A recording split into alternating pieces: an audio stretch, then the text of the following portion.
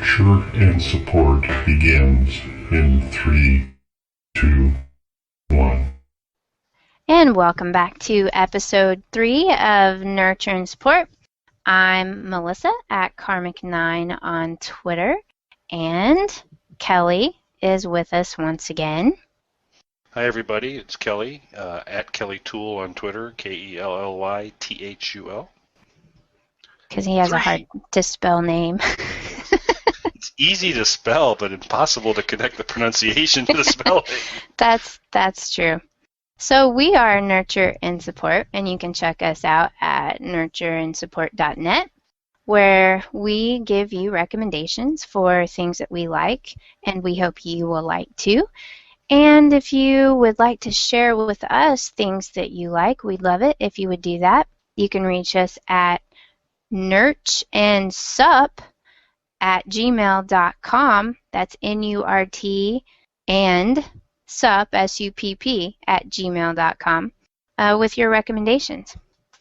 So I'm going to take a break from the book recommendations this week and recommend a website, service, and game.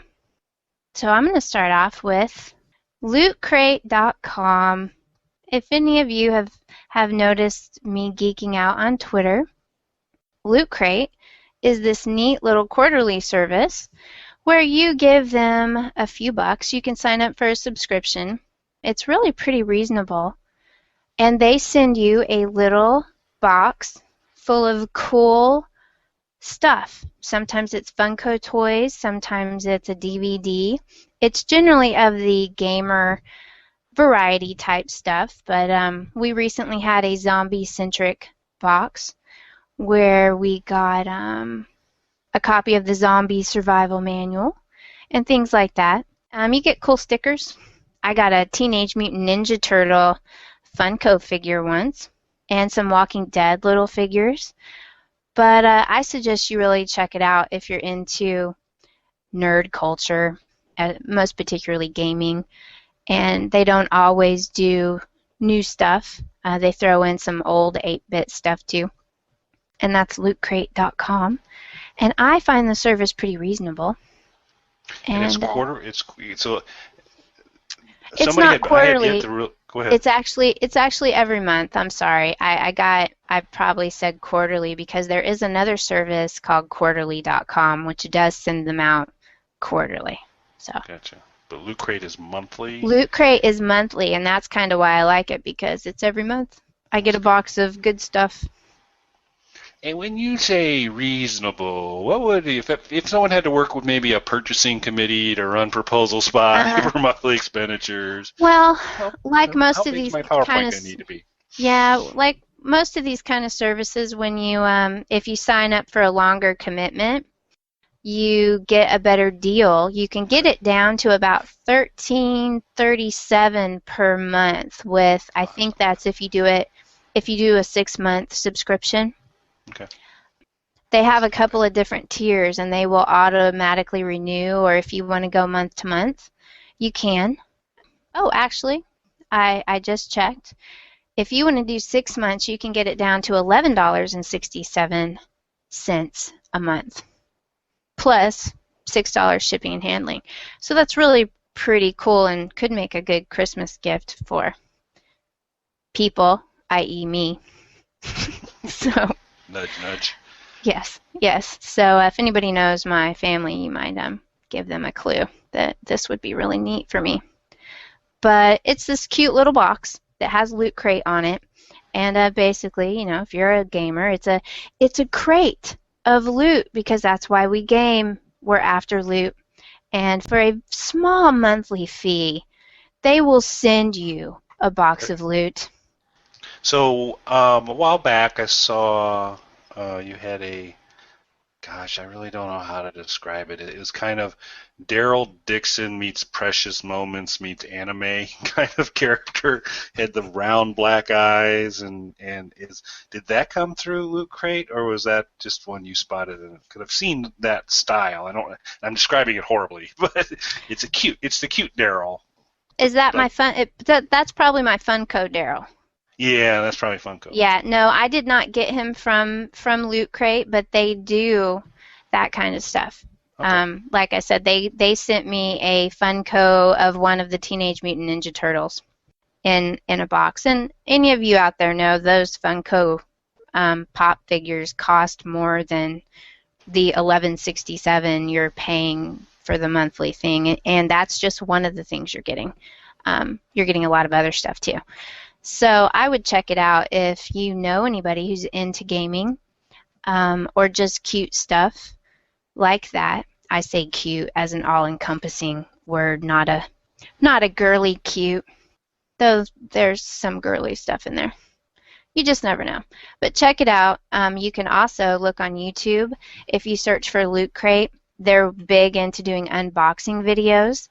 So there's a lot of people up there who do these cute little videos of them opening up their box and showing everybody what's inside. If you ever want to see all of the different stuff that they have put in previous ones, you can check them out on YouTube and get a good idea of what they're going to send you.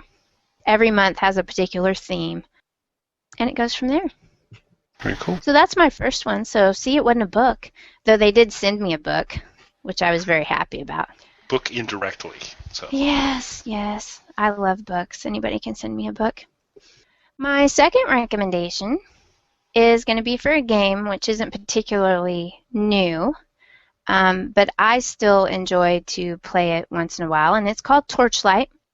And it's by Runic Games, and you can get it on pretty much any platform. You can get it off Steam if you're a PC gamer like I am, or you can get it on Xbox, and I believe you can even get it on PlayStation. And it was made by some of the people who left Diablo. So it's kind of Diablo with an added cute factor going on. Big spell effects. A lot of dungeon crawling in a neat little world full of alchemy, and it really kind of simplified Diablo. Were you a Diablo gamer, Kelly? I was not a Diablo gamer. I got close to it, but did not. But have some buds who were, and they were big fans. So I loved Diablo. It was one of my first big PC games that I really got sucked into. No, there's like a new version of that out too, right? Like Diablo 3, yeah, but as we speak, BlizzCon is wrapping up. That's Blizzard's big convention they have every year. So they have just released Reaper of Souls, the info about Reapers of Souls, which is an add-on to Diablo 3. A lot of love and hate out there for Diablo 3. But Diablo, I will always love. It's an old game, so it was very simplified. But Torchlight goes back to all of those simplified things. But you get to add fishing and alchemy and adding your own spell effects to weapons. And it's a pretty simple game to learn to play. I actually taught someone in their 60s to play this game, which is not in any way, shape, or form trying to say that the game is too simple for all of you gamers out there, because it is a fun game. And you can mod it to your heart's content. Runic is very good about making games that people can come in and make their own levels and make their own armors and change things and all of that. But it's a dungeon crawler, a lot like Diablo, but with even bigger spell effects and better graphics, because obviously Diablo was a really old game, and Torchlight came out a few years ago, and there's even a Torchlight 2, which I didn't enjoy quite as much as the original Torchlight. So when I play, I usually go back and I play Torchlight instead of Torchlight 2, but that's just me. They're both excellent games, and I enjoyed both of them immensely. And it's cheap. To let you mod. Oh, it is. That's good news. Pretty cheap. I haven't priced it lately, but it's usually not more than $15 at the most, and I think it's probably way cheaper than that these days. If you're going to go for Torchlight 2 might be a little bit more, but I would bet they're not more than 10. I haven't priced them lately though, but they were always cheap. They're not those $60 games that are out. So I am not the owner of any of the PlayStation 3s that have been in my house. They belong to other individuals who leave me from time to time, and I don't have access to my. Well, I can't say my PS3 because it's never been my PS3, but I wish it was my PS3. So I do actually own PS2, and so I'm kind of guessing if this is that old, I might have a shot that Torchlight was on 2, or is it going to probably be a PS3 only, you think? I don't know. We'd have to check. I mean, it's been out. Torchlight, it's not that old. Okay. It's a few years old, but I'm pretty sure PlayStation 3 was out when Torchlight was released. So I don't know if it would be compatible with PlayStation 2. Since I am not really a console gamer, I had to buy a PlayStation 3 to play Last of Us, which will probably be a recommendation of mine in the future, but spoiler alert. Yeah, we'll get there later. So I flirt with some of the gaming stuff. I don't do it nearly as much anymore, but while many years back, Doom, of course, was a pretty fun cooperative play kind of deal, and the idea of Torchlight has the mod really kind of open to mods. That adds a lot of enjoyment to me on a game, because being able to kind of create your own levels and Torchlight is just one of the detriments to it is that it's a single player game. That's not a problem for me because people scare me, so I don't do so well in multiplayer games. But Torchlight 2 did add multiplayer, so it's definitely worth taking a look at. Cool. So those are my recommendations: Loot Crate and Torchlight 2. Check them out, people. So what do you have for us today, Kelly? Well, in a shocker, another book. So this will be. I don't really, I'm not the voracious reader that Melissa is, so I'll be out of book recommendations pretty quick. But I actually had a couple here to start off the show to come up with, and this one I'm actually very, very enthusiastic about. So the name of the book is called Reality is Broken, and it's by Jane McGonigal, and let me spell that for you: McGonigal.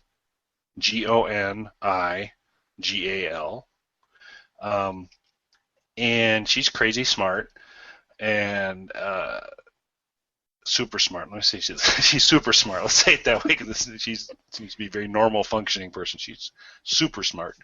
But it's a lot about the application of gaming to success in life, to helping society move forward, to just kind of being more of a helpful thing. So she's been very studied in psychology and behavioral type of things and all this. I mean, her pedigree is just giant on this, and she's been basically saying reality's broken. You're seeing more and more people go to games because they get from games what they don't get from reality. They get challenges. They get challenges that they can approach, and if they're successful in achieving that challenge, they get rewarded, and they're willing to move forward and do those types of things. It's so well done, and she really breaks down all the things about games in general and the benefit, and then she points to examples where they are using this kind of an application of gaming to work on the human genome and do some of those things. They turn that part into a game, and they have people kind of running through and they have gamers making greater progress through getting some of the things done than the more scientifically folks oriented, because of what gaming unleashes in people. So it's actually it's kind of a nice follow-on to your recommendation. Because, and we didn't even plan it. Neither of us had any idea what the other one was going to talk about today. Gosh, we're awesome. Yeah, it's just like this was almost It's just we shouldn't have told people it wasn't planned, because it really sounds like it was. But my second recommendation will fix all that. It'll be like, obviously, because I got a left fielder coming. But it is it's a good read. It's just one of those things, the process, and someone who's talking about really kind of sophisticated thinking and considerations, but does it in a way that's not condescending, but is you can grab a hold of it and see. And it's so fascinating, and she just kind of takes the various things about, it's like to a degree people say play and gaming, they think it's wrong. I shouldn't be gaming or playing at work. And she kind of points to one, the better productivity you can get, and and she'll talk about things like gamification to say, okay, so when you gamify something, you're really typically not. You don't want to make it easier for people. You actually want to make it harder for people, because it's like if you think about gamification, if you had like a running app and you had kind of a game layer where you can earn badges or these types of things, what you actually end up doing is, because of that game model of you wanting to say, this is my next objective and I want to try and reach it, you work harder to reach it and what's the great prize you get? It's not a crate you get to open up. It's just, oh, you've got this badge or whatever. But it creates closure for people on stuff, and it's just that idea of really unleashes their thinking quite a bit. And achievable objectives. Yep. Yeah. And then the other thing she points out is that, think about it, some of the games that are most popular for folks, you're guaranteed to lose. Tetris. Tetris ends one way. You lose. Yeah. Or for me, Candy Crush. I gave up on that game. Yeah, I made sure I kind of kept it out of any social network or whatever, but I just had heard so much about that game. I said, I'll try it out. So, yeah, it is a nice, it is a nice time waster, but I think I'm somewhere in the earliest stages of Candy Crush Land. I think there's like really hard things coming, but it's a great book. Like I said, it's just, I have a hard time doing it justice, because it's like, you should read it because you'll really get the pieces of it. But she just kind of breaks things apart in real interesting ways, because it's like, what are we doing? Typically, a lot of things about games is you're introducing unnecessary obstacles. The object of a game is to introduce unnecessary obstacles. So golf is a good example. What's the purpose of the game? Is to you have a ball, you want to put it in a hole. Well, I'm going to create some unnecessary obstacles for you. How about I create some distance, so this ball's really far away from you? Oh, and I'm going to put a sand trap over here from these types of things. And then I'm going to require you that you can't just walk the ball up and set it down. You got to hit it with a club. And the club's going to look like this. And these are all unnecessary. Where the objective is, this is a game where I have a white ball, I need to put in a hole. There you go. But you introduce all these unnecessary obstacles, but that adds to the enjoyment and challenge of the game. And her big point is, when you say someone's gaming the system, we have made that a negative, but taken in there's a difference between gaming the system. If it's cheating, that's one thing. But this idea of understanding the environment and making choices to try and reach success is, she says, that's how we reach some of our greatest achievements, is all by doing that. So it is a fascinating read. You feel smarter after reading it. I'm on the tail end of it. I've been working through it on my Nook. And I will, on occasion, you'll see me tweet out a quote or two that I'll really like from it. So that would be my shockingly third book recommendation in a row from a show perspective. And there you go, adding more books to my never-ending list of books I need to read. I would definitely do that one. I really enjoyed it. It's just like I said. Yeah, it's one of my topics I've been looking into a lot lately. So I've written that down. I will definitely be checking that out. And so now we'll go with the palate cleanser. So we've gotten the books and stuff. So now we'll get to more hardcore Kelly kind of stuff here. So this will be my first music recommendation. Okay. And my first music recommendation. So start with Melissa. Are you familiar with an artist called Captain Beefheart? No, I'm not. Oh God, I'm scared. Us older geeks, he was required listening to really get, so before there were, hipsters, whatever the previous generation, somewhere between hippies and hipsters, whatever that intermediate life form was, that's what I pretty much grew up as. He was required, you weren't cool if you didn't fully appreciate Captain Beefheart. Here's some things about Captain Beefheart. Has a 6.5 octave voice, could break, because this is back, he recorded back with vacuum tube equipment, so he could break vacuum tube equipment with his voice. Wow. He did Delta blues. He went to high school with Frank Zappa. He and Frank Zappa were high school buddies, and then they kind of fell in and out. in terms of that. And he created what people consider the greatest avant-garde album of all time called Trout Mask Replica, which is not my recommendation, because Trout Mask Replica is a double album set that anybody who listens to it the first time goes, what are they doing? Tuning their instruments? I don't get this. It makes no sense at all. There's a great YouTube thing on the history of Captain Beefheart, and Matt Groening from The Simpsons talks about what turns out to be the shared experience of all Beefheart fans is you buy Trout Mask Replica because you know you should, and it's supposed to be the coolest thing. You listen to it the first time and you go, well, this is the biggest piece of crap I've ever listened to in my life. And then by the time you go through it about 5 or 6 times, you start to go, this possibly could be the best album ever, because he doesn't stay with the convention of you're used to kind of that rhythm of 1 2 3 4 1 2, that there's a structure. He has a structure to his music, but it's much more sinewy and fluid, and it kind of ropes in across and back on itself. So it's a very it's Delta blues, it's jazz, there's a little bit of rock. And so it's all those types of things. So that's a little bit of backstory on Beefheart, and he's had a lot of things out there. But my recommendation is, in about the midpoint of his career, actually he kind of got out of music and then he kind of came back into it. The name of the album is Shiny Beast Bat Chain Puller, and that's my recommendation. Okay. She snickered. Shiny Beast Bat Chain Puller. And I have fairly recent, it's all blip songs from Shiny Beast on occasion out there. The title track, Shiny Beast Bat Chain Puller, is really, really good. There's a song that's called Floppy Boot Stomp, and this is kind of like some of the genius of Beefheart made a little bit more accessible. You can listen to that album the first time through and go, I get these songs. They kind of make sense to me. The lyrics, he's a very... so he's a painter as well. That passed on now, but he was a painter, and he really kind of what you saw with he painted with his words in terms of the lyrical structures, and so it's all really strong imagery and those types of things. But Shiny Beast Bat Chain Puller, which you can probably do some searches on and get some stuff off of YouTube to get a feel for what that's about. That has a collections of songs. I was going to say, hey, you might like Captain Beefheart. That would be an album I'd put on, because Trout Mask Replica, you listen to the first 5 minutes and you're going to say, I'm done. No, thank you. No more of this.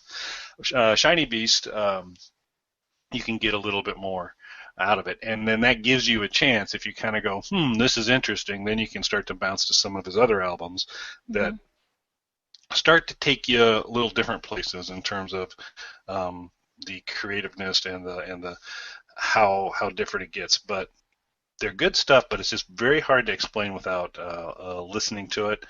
But the whole collection of Shiny Beast is a pretty good. If you're not familiar with Captain Beefheart, you want to kind of understand a little bit what he's about, you get a really, really good feel with Shiny Beast Bat Chain Puller.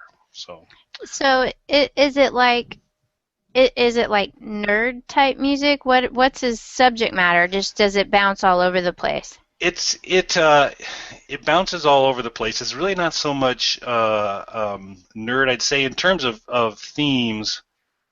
Let me give you kind of a description. So the album that followed Shiny Beast Bat Chain Puller was called Ice Cream for Crow. Okay. Ice Cream for Crow is this idea of white ice cream and a black crow. And he said that's part of what the song is about, is contrast, white and black. Part of it is that Ronald Reagan is a magician making jelly beans do rope tricks, because he had kind of an issue with Reagan. And he said there's some of that in there, which I haven't entirely picked out the jelly bean rope tricks in there, but it's in there probably a little bit. But yeah, it is really kind of stark poetic imagery. And so Shiny Beast Bat Chain Puller is actually a song about a train, because if you think about a train being a large shiny beast. And then the bat chain puller is the section that pulls the things that are pulling the wheels, and the cars going along, and it'll be like, the lyrics will be like, a wing hangs limp and retrieves bat chain puller, and that's that that part of the engine that kind of turns the wheels and all those types of stuff. So it's really kind of poetry and stark imagery with a bit of a blues backdrop to it. Okay. and then the 1000th and 10th day of the human totem pole be another example, and that's more about people standing on top of each other, and the chatter on the pole isn't too good. And so, but it's just Never is. it sounds, it's really, it's pretty cool stuff to listen to, and I think the lyrics alone are worth it. I don't know what "Hey Garland, I dig your tweed coat" is about, but it's really cool to say, "Hey Garland, I dig your tweed coat." So, so that would be my recommendation. If you haven't ever listened to any Captain Beefheart, find some stuff on Shiny Bee, Spat Chain Polar. Floppy Boot Stomp is on there. That's definitely another really good one. It'll give you a feel, and then if you end up liking that a little bit, you might end up going into slightly less comfortable territory by Mr. Beefheart. Well, I will check that out. I've been into lyrics over musicality lately, so I'm gonna check that. Right up your alley. It's a different thing from there. That's cool. So with that, I think we've got just a couple minutes left, maybe, which means because Nurture and Support is, staffed by two incredibly positive individuals who always take the brightest outlook on life and just, are here to nurture and support. That's what we do. Shockingly enough, we've been toying around to say, I want to throw out some unrecommendations. And so I thought we'd try one out here, and we'll see how it fits. And if we want to do it down the road, I'm sure we'll be able to come up with many of them over time if we wanted to.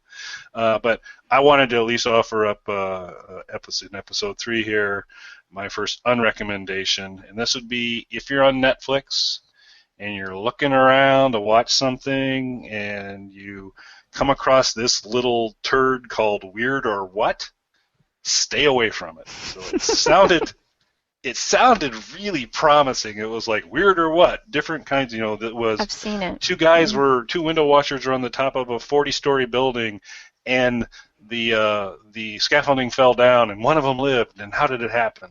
And that one, at least, they kind of explained how it happened. So that part, and this was like the first one I watched, and so I saw the first, oh, okay. But then basically from there on out, the show is just kind of ends with, well, that's weird. We don't know.